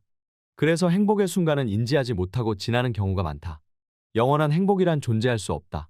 모든 쾌락은 단순히 결핍을 제거하고 긴장에서 벗어나는 것에 있으므로 오래 지속되지 않는다. 성공, 성취, 합격 등 우리가 행복했던 순간을 되돌아보면 너무나 짧았다는 것을 알 수 있다. 어려운 시험에 합격했다고 해서 그 기쁨이 몇 달씩 지속되지는 않는다. 인생의 큰 틀에서 보면 대부분 작은 것에서 행복이 이루어진다. 음식을 먹을 때 첫 숟가락, 사람을 처음 만났을 때 설렘, 첫 출근 등등이 우리의 결핍을 채워서 만족으로 넘어가는 단계인데 이때가 가장 행복하다. 행복은 빨리 잊혀진다. 또 다른 결핍이 우리를 기다리고 있기 때문이다. 우리는 미래에 어떤 일을 겪을지 알 수 없으며 그 고통을 견디면서 살아가게 된다. 그러므로 너무 큰 행복을 기대해선 안 된다. 자신에게 알맞은 행복이 있다. 일본의 소설가 무라카미 하루키의 소확행이라는 용어가 꽤 유행한 적이 있다. 소확행은 그의 에세이 랑게르한스 섬의 오후에서 쓰인 말로 소소하지만 확실한 행복의 축약어다. 갓 구운 빵을 손으로 찢어 먹을 때, 서랍 안에 반듯하게 정리되어 있는 속옷을 볼 때 느끼는 행복과 같이 바쁜 일상에서 느끼는 작은 즐거움을 뜻한다. 작지만 확실하게 실현할 수 있는 행복이나 그런 행복을 추구하는 삶의 경향이다. 소소하지만 확실한 행복은 작은 만족에서 얻는다. 짧은 행복은 작을 수밖에 없다. 소식이 몸을 건강하게 하고 폭식이 건강을 해치듯이 행복은 소소한 것에서 찾아야 작고 짧은 행복을 즐길 수 있다. 행복은 늘 빠르게 지나가기 때문이다. 시간이나 젊음, 모든 것은 잠깐 머무르다 떠나가기 때문에 작은 쾌락에 만족할 줄 알아야 된다. 갈증을 채워주는 커피 한 잔이 정말 우리를 행복하게 하는 것처럼 말이다. 짧은 만남, 인연이 주는 작은 즐거움에 감사할 수 있어야 된다. 감당할 수 없는 너무 큰 행복, 만족은 따분함을 가져와 새로운 것을 찾게 만든다. 40대는 인생의 고통을 충분히 알기 시작한 나이다. 사회적으로 어느 정도 자리를 잡아 인정도 받고 인간관계의 폭도 넓어지고 결혼하여 자녀가 있는 경우도 있다. 성취한 만큼 책임도 늘어나면서 고통도 많아진다. 40대는 자신의 인생의 전체를 들여다봐야 한다. 인생의 시작과 함께 끝을 생각하면서 자신만의 계획이 필요할 때다. 시간과 행복은 지체하지 않고 흐른다. 얼마나 소유했는지는 중요하지 않다. 돈은 바닷물과 같다. 마시면 마실수록 목이 마르다. 얼마를 벌어야 행복할까? 그 한계를 정하는 일은 어렵다. 연봉과 재산, 주택 등과 관련해 절대적인 기준은 제시할 수 없다. 사람마다 행복을 위해 갖춰야 할 부는 욕망에 따라 달라지기 때문에 상대적이다. 재산에 욕심이 없는 사람은 가난만 피한다면 만족하는 삶을 살고, 엄청난 재산을 갖고 있는 사람이라도 만족하지 못하고 갖지 못한 것을 갈망하면 불행하게 여길 수 있다. 각자의 욕망과 만족에 따라 달라지는 부는 행복의 절대적인 조건이 될 수 없다. 부에 대한 집착이 강할수록 채워지지 않는 갈증은 더 심해질 수 있다. 부유한 집안에서 태어나고 아버지가 돌아가신 후 주식 재산을 물려받아 경제적으로 여유로웠던 쇼펜하우어는 부의 중요성을 누구보다 잘 알았다. 쇼펜하우어는 상속받은 주식 재산을 팔아서 평생 돈의 노예가 되지 않을 조건을 만들었다. 그 덕분에 많은 철학자가 돈을 벌기 위해 강의를 한 반면 쇼펜하우어는 평생 돈 걱정 없이 당당하게 철학 공부와 연구에만 매진할 수 있었다. 그는 돈의 가치를 누구보다 잘 알았던 진짜 부자였다. 쇼펜하우어는 아버지 회사의 주식을 상속받아 여기서 생기는 수입으로 조촐하게 살았지만 금융 쪽도 나름 잘 알고 있었다.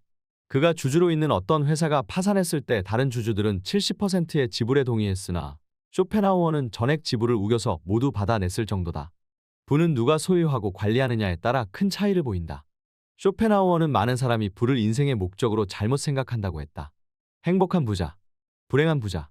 부가 인간의 본래 소유물이 아니라 운에 의해서 줄어들 수 있다는 사실을 알게 되면 부에 대한 욕망이나 집착이 줄어든다.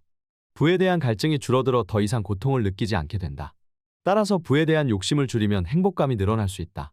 이를 아는 사람은 돈을 잃어도 행복감을 되찾는 데 오래 걸리지 않는다. 부는 관리가 중요하다. 부유한 집안에서 태어난 사람은 부를 공기처럼 없어서는 안 되는 것으로 여기고 자신의 생명처럼 지켜서 검소한 생활을 한다. 태어나면서 많은 재산을 갖고 있는 사람은 경제적으로 독립하여 일하지 않고 살아갈 수 있는 특권을 누린다. 진정한 부자에게 부는 향락이나 낭비의 대상이 아니다. 많은 상속을 받은 경우 자신의 재능에 따른 창조적인 삶을 누릴 수 있다. 쇼펜하우어 같은 사람은 돈벌이 걱정 없이 평생 연구하면서 보낼 수 있다. 반대로 불행한 경우도 있다. 돈을 많이 물려받고도 아무것도 하지 않는 사람은 빈둥거리면서 밥만 축낸다. 교양이나 지식이 없어서 정신적인 활동에 흥미가 없는 사람은 부자의 고통인 무료함을 달래기 위해 돈을 낭비하다가 빈곤으로 떨어지는 경우가 많다. 또한 필요 이상으로 많은 부를 가진 사람 중에는 그 재산을 유지하기 위해 걱정하느라 행복하지 못한다. 그런 부자는 불행하다고 느낀다. 돈은 인간의 다양한 욕망을 충족시켜주는 점에서 행복의 상대적인 조건이다. 그러나 이미 부를 많이 소유한 사람들이 가진 재물에 대한 욕심 때문에 열심히 일하는 사람들은 잘못된 시야에 갇혀 있다. 부에 대한 갈증은 절대로 채워질 수 없다는 점을 알 필요가 있다. 재산이나 부의 가치와 비교해 더 가치 있는 것은 지적인 교양이다. 돈을 채워도 정신이 텅 비어 있으면 행복할 수 없기 때문이다. 돈은 소유하는 사람보다 사용하는 사람의 태도에서 그 가치가 달라진다. 쇼펜하우어처럼 부모로부터 많은 자산을 상속받아 돈 걱정 없이 철학 공부를 할 수 있는 것이 그가 생각한 행복한 부자의 전형이다. 돈의 크기보다 돈의 관리가 더 중요하다. 많은 사람이 부에 집착하는 경향이 커졌다. 주로 모든 관심이 돈을 향해 있고 돈이 인생의 목적인 사람이 많다. 자본주의 사회에서 돈이 큰 역할을 하지만 최근에 천민자본주의 흐름이 더 강해졌다. 그 이유는 여러 가지가 있겠지만 투자 폭등으로 대박 신화가 생겨나고 상대적인 박탈감을 가진 사람들이 많이 생겨났다. 벼락거지라는 말은 그런 박탈감을 대표한다. 한탕주의와 물질만능주의가 만연한 것이 현실이다. 부가 나쁜 것만은 아니고 쇼펜하우어가 강조하듯이 자신이 그런 부의 혜택을 보면서 자유로운 삶을 산 것을 보면 부는 분명히 행복의 한 가지 조건이다. 그러나 진짜 부자와 가짜 부자의 차이는 분명하다. 진짜 부자는 부를 자신의 장점을 개발하는 데 최대한 활용한다. 경제적, 시간적 자유를 얻으면 유흥이나 과시, 소비보다 자신의 교양을 쌓는 데 시간을 투자한다. 독서, 음악 감상, 여행 등을 통해 아름다움을 찾고 자신의 의미를 찾는다. 그러나 가짜 부자는 시간을 생산적으로 쓰지 못하고 남에게 과시하거나 낭비와 방탕으로 돈을 쓴다. 쇼펜하우어의 진짜 부자는 경제적인 자유를 뜻하는 개념과 닿아 있다. 진짜 부자는 돈의 가치를 너무나 잘 알기 때문에 오히려 검소한 경우가 많고 돈 관리에 철저하다고 한다. 문제는 돈의 노예다. 가난했다가 갑자기 부자가 되는 경우, 부자가 되기 위해 비열한 방식으로 출세한 경우에는 탕진할 가능성이 높다. 쇼펜하우어는 말했다. 무지한 자가 부자가 되면 그 무지가 품격을 떨어뜨린다. 진정한 부자는 재산을 재난이나 불행을 위한 방어벽으로 여기지 즐거움을 위한 수단으로 생각하지 않는다. 졸부는 저축하지 않고 낭비해서 번 만큼 쓰는 실수를 하는 바람에 결국 다시 가난해진다. 상속으로 재산을 물려받은 사람은 자본을 안전하게 관리하며 돈을 유지하려고 애쓴다. 졸부처럼 낭비하지 않고 미래를 생각해서 경제적이며 부의 소중함을 무엇보다 잘 안다. 즉 부는 없어서는 안 되는 공기와 같은 것이므로 부를 생명처럼 지키며 신중하고 검소하다. 반면 가난했던 사람은 빈곤을 자연스럽게 여기고 어쩌다가 우연히 굴러들어온 부를 향락과 낭비에 사용하는 경우가 많으며 다시 가난해지면 예전처럼 재산 없이 그럭저럭 살 수 있다. 결국 돈이라는 걱정거리가 사라진 것처럼 살아간다. 부자는 재산을 유지하려고 한다. 타고난 재산을 가진 사람은 고된 일에서 해방되어 자신의 창조적인 재능에 따라 살 수 있다. 진정한 부자는 돈을 다루는 능력이 있는 사람이다. 타인의 평가는 중요하지 않다. 자존감을 갖고 살아라. 나이가 40이 넘으면 살아가면서 주변 사람들의 평가를 마냥 무시할 수도 없다. 흔히 타인의 평가는 직장에서, 사업에서, 만남에서 객관적인 조건이 된다. 하지만 참된 행복의 조건을 안에서 찾아야 한다면 타인의 평가는 어쩌면 행복과는 무관할 수 있다. 쇼펜하우어에 따르면 타인의 눈에 비친 나의 모습은 명예, 지위, 명성, 출세 등으로 나타난다. 우리는 늘 타인에게 좋은 인상을 주려고 하고 좋은 평가를 얻으려고 노력한다. 그만큼 인간은 혼자 뭔가를 이루기에는 부족한 점이 있기 때문에 다른 사람의 지지와 호의를 이끌어내려고 한다. 그래서 남에게 잘 보이기 위해 속임수를 사용하기도 하고 가면을 쓰기도 한다. 그러나 남에게 너무 잘 보이려고 의식하다 보면 눈치를 보게 되고 대화가 부자연스럽게 된다. 본래 자신의 모습보다 더 좋게 평가받으려는 허영심이 커지게 된다. 우리가 지나치게 신경 쓰는 타인의 의식이 얼마나 편협하고 변덕스러운 기분에 좌우되는지를 알게 되면 타인의 평가가 나에게 미치는 영향이 크지 않다는 것을 알게 된다. 나도 남을 평가할 수 없고 남도 나를 평가할 수 없다. 나에 대한 평가가 이루어지는 타인의 마음은 피상적이며 천박하고 왜곡된 경우가 많기 때문에 기대 이상의 좋은 평가를 기대하는 것은 어리석은 짓이다. 타인은 정작 나의 일에 크게 관심이 없기 때문이다. 그것은 우리가 타인을 평가하는 방식을 보면 쉽게 유추할 수 있다. 자신에 대한 제3자의 판단은 객관적이지 않다. 특히 칭찬이 아니라 비난인 경우 그 사람의 사고방식을 보면 무식하고 편견이 있고 좁고 빈약한 경우도 있다. 그런 평가는 아예 무시하는 것이 더 낫다. 쇼펜하우어는 타인의 시선에 지나치게 신경 쓰는 잘못된 예로 어느 죽음을 앞둔 사형수 이야기를 한다. 1846년 3월 31일 자 타임스 애실린 토머스 워크스는 사형이 집행되는 날 자신의 수치스러운 마지막 모습을 보려고 온 참관인들에게 의연한 모습을 보여주는데 성공했다. 죽음을 앞두고 구경꾼들에게 마지막으로 멋진 모습을 보이고자 한 것은 끔찍한 명예욕의 본보기다. 명예나 출세를 중시하는 사람뿐만 아니라 많은 사람은 남이 나를 어떻게 생각할까라는 걱정에 살고 있다. 자신이 지닌 참된 모습보다는 남의 마음속에 깃든 자신의 모습을 더 중요하게 생각하는 것이다. 만약 우리가 남의 눈치를 보지 않고 산다면 불필요한 불안은 사라질 것이다. 인간의 많은 고뇌와 번민은 남의 시선을 지나치게 의식하는 잘못된 태도에서 유래한다. 그 바탕에는 질투, 증오심, 허영심, 자존심 등이 있다. 즉 남과 비교하여 더 좋게 평가받고 싶으면서 다른 사람의 장점을 증오하게 된다. 또한 실제 자신보다 더 좋게 평가받고 싶은 허영심은 무시받지 않으려는 자존심을 나타낸다. 이 가운데 불행감을 가져오는 허영심을 없애는 일이 가장 어렵다. 호감 가는 사람이 되기를 포기하라. 어떻게 해야 그 사람의 마음에 들까 고민하는 것보다 더 중요한 것은 자신이 원래 갖고 자산에 대해 생각하는 것이다. 명예, 지위, 명성은 예를 들면 나의 목숨이나 건강보다 결코 중요하지 않다. 건강과 바꿀 수 있는 것은 없다. 가장 어리석은 일이 명성과 명예를 위해 목숨을 기꺼이 바치는 일이다. 명예가 목숨보다 더 중요하다. 라는 격언은 타인의 견해를 자신이 것보다 더 중요하게 여기는 망상에 불과하다. 타인에게 더 많은 존경과 지지를 받아 자신의 입지를 높이려는 것은 어리석은 일이다. 그렇게 해서 관직, 훈장, 칭호를 얻는 일은 여러 분야에서 일어나고 있다. 우리가 전혀 알지 못하는 타인의 마음에 기대하는 망상은 우리를 불행하게 한다.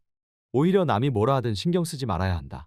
타인의 평가에 속아 자신의 건강이나 목숨을 바치는 일이 비일비재하다. 그 바탕에는 탐욕과 집착이 자리 잡고 있다. 결국 그런 노력이 아무런 실속이 없다는 것을 나중에 깨닫게 된다.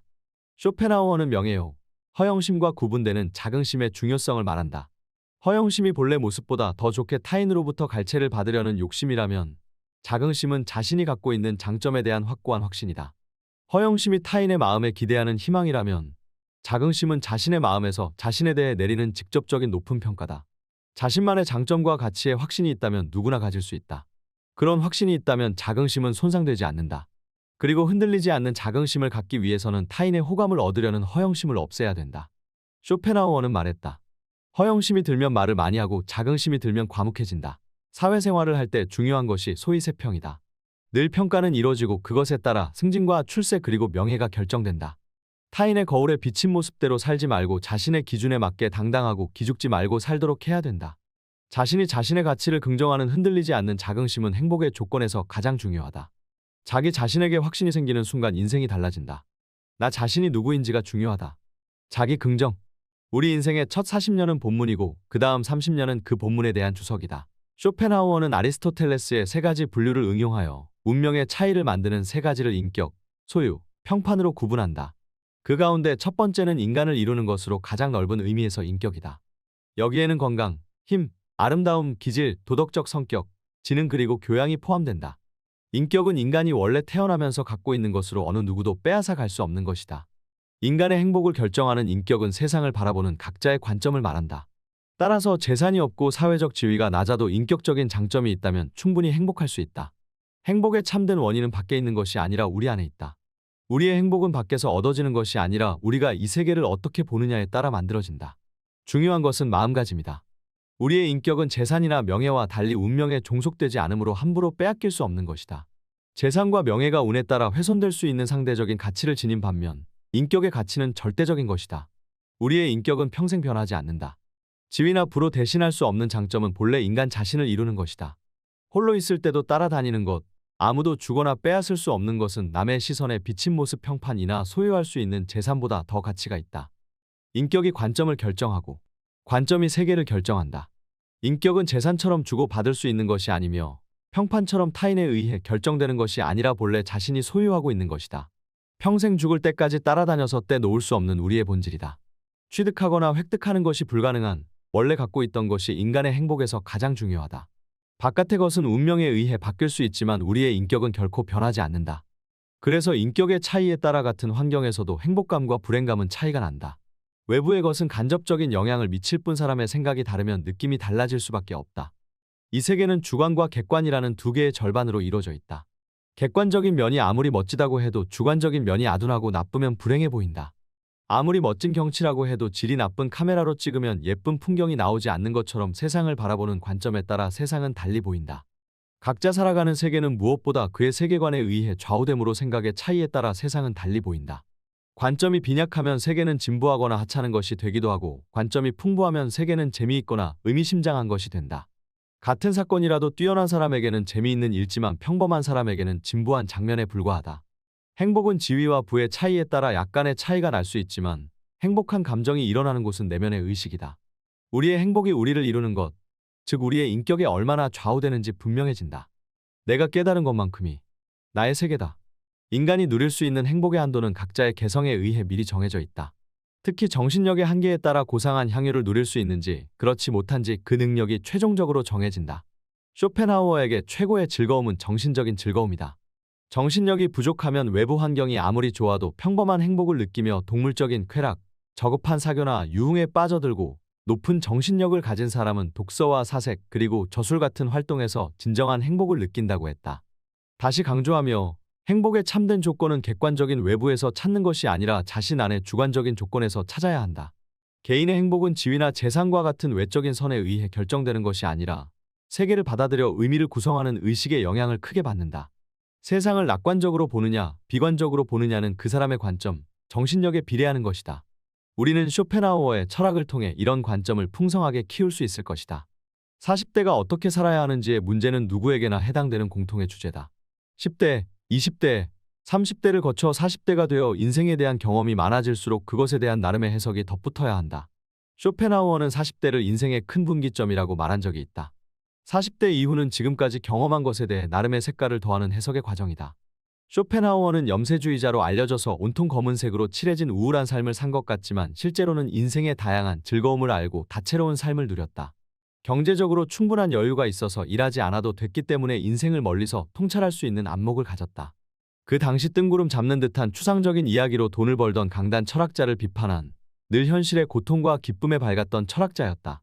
쇼펜하우어는 행복을 바라보는 시각도 중요했지만 그보다 고통을 바라보는 관점을 더 갖추는 것을 중요하게 생각했다.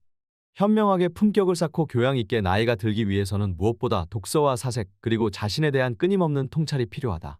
아무 생각 없이 인생을 경험한다고 저절로 깨달음을 얻지는 못한다. 100년을 산다고 모두 지혜로운 사람이 될 수는 없다. 이 세상을 떠날 때 어떤 이는 무상하다고 한탄하지만 어떤 이는 소풍처럼 기쁜 마음으로 떠날 수도 있다. 자신이 보고 느낀 것이 그 삶의 전부다. 우리가 세상의 고통에 대해 굴복하지 않고 타인에 대해서도 늘 당당한 마음을 갖기 위해서는 삶의 지혜가 필요하다.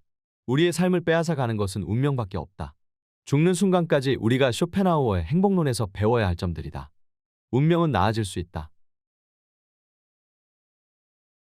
감사합니다.